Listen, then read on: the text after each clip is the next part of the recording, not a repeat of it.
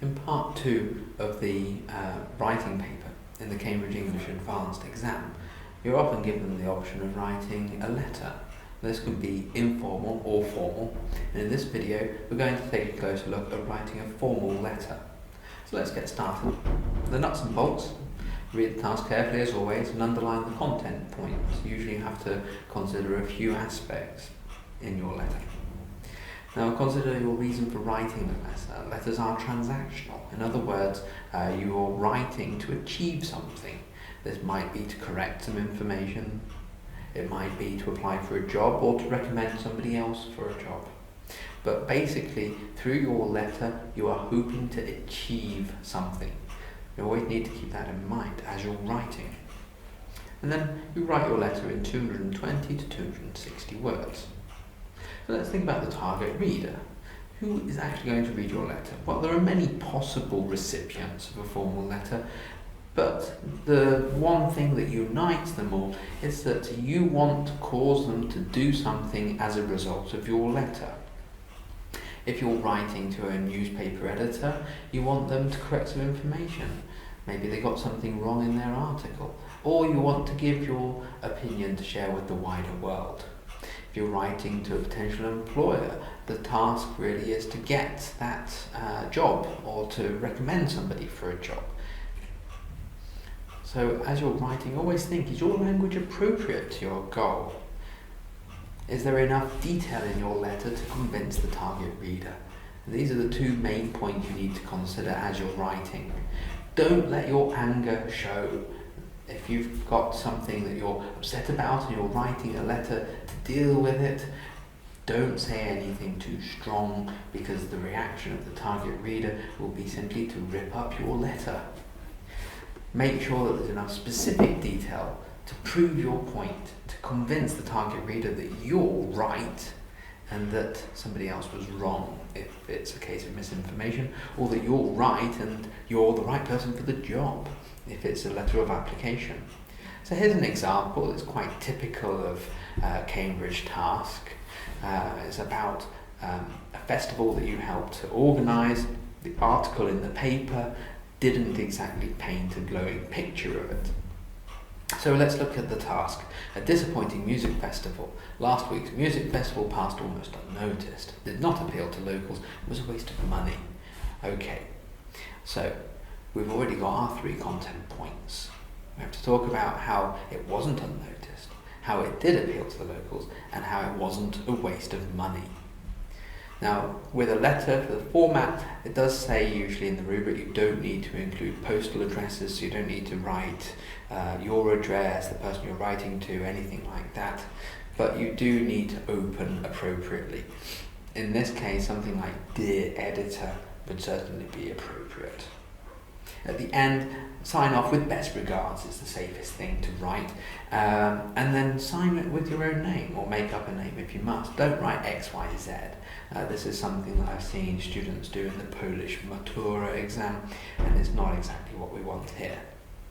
So there are 3 content points, and I think it would make a lot of sense to have 4 paragraphs for the letter, possibly 5 if you like, if you want one final little paragraph to explain what you want to come from the letter. You know, what action do you really hope the editor will perform? So the first paragraph will be an introduction, and then you go through the content points. Okay, let's have a quick look at an example. So you've got "Dear Editor." The introduction then says why you're writing. It gives a reason for you to write, and it will hopefully catch the attention of the target reader. It also establishes the kind of language, the register that we want to follow. So we are unhappy, but rational. We are explaining why there's a problem. So we can talk about each content point in turn. We talk about the first one with "firstly." Then later we can say the reporter further declared, something like that. And then finally, like an overall conclusive point. Usually the 3rd content point in the rubric leads nicely into the conclusion anyway, and that's what we've got here. And then we finish with "Best regards." So you should be able to get all the content points if you go through the rubric carefully. Add some detail to each point and then move on. Don't overburden the reader with too many points, and certainly don't introduce a point without developing it. It's really important you develop everything that you have, not just in terms of the effect on the reader, but because of the language that you can use. If you don't develop your point, you won't use the best language, you won't show off your English abilities to the highest level. What about communicative achievement? Well, think about the target reader at all times and think, is your tone formal, neutral? It shouldn't be too chatty, it shouldn't be colloquial. You are addressing somebody that you don't really know. You can use slightly more colourful language if it's appropriate for the target reader. And by colourful language, I mean, like if you look at the example just now, I used the word erroneously, which is still kind of formal, but it is a little bit more colourful than just saying, for example, incorrectly. So don't call anybody an idiot, don't shout at them in your letter, no capitals please, no exclamation marks. We're not talking about these sort of I'll get my lawyers kind of writing.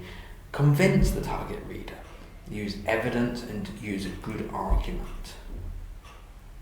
Now in organisation, you want to open and close appropriately. We don't need to worry about the whole yours sincerely and yours faithfully thing. If you're interested, we would begin with the name, dear Mr. something, and then yours sincerely at the end. And if it was dear sir stroke madam, it would end with yours faithfully. But Cambridge are not really that worried about such formulae like they used to be. So one content point in each paragraph and develop it nicely, and then move on to the next one.